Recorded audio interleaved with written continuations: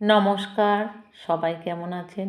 আশা করি সকলে ভালো আছেন, আমিও ভালো আছি। কৃষ্ণার রান্নাঘরে সবাইকে স্বাগত।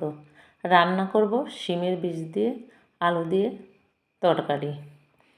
এখানে আমি 500 গ্রাম শিমের বীজ নিয়ে নিলাম। দিয়ে শিমের বীজগুলোকে দেখুন খোসাটা কীভাবে ছাড়িয়ে নিচ্ছি। একটু আগের দিন রাতেরবেলা ভিজিয়ে রেখেছিলাম বীজগুলোকে, দিয়ে সকালবেলা এভাবে সব ছাড়িয়ে নিচ্ছি। খুবই তাড়াতাড়ি হয়ে যায়। এই দেখুন খোসাগুলো, বীজগুলোকে ছাড়িয়ে নিয়ে খুব ভালো করে ধুয়ে নিয়েছি।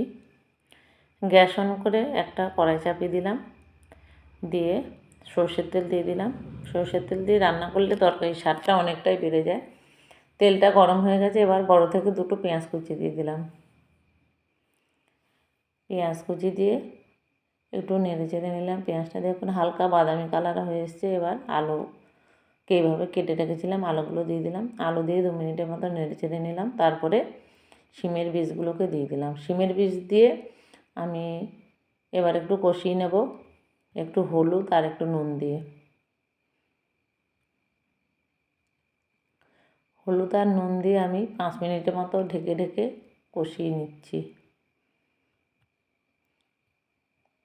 তারপরে দিয়ে দিলাম কাঁচা লঙ্কা চিরা আর লঙ্কার গুঁড়ো, হলুদ গুঁড়ো আর একটু জল। এবার একটু জল দিলাম, এবার একটু নুনও দিয়ে দিলাম, স্বাদ অনুসারে নুন দিয়ে আবার 5 থেকে 7 মিনিট ভালো করে কষিয়ে নেব।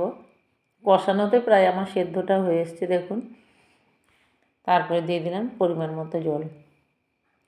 এবার জল দিয়ে একটা ঢাকনার সাহায্যে কিছুক্ষণ ঢেকে ঢেকে রান্না করব, আবার 7 থেকে 8 মিনিট।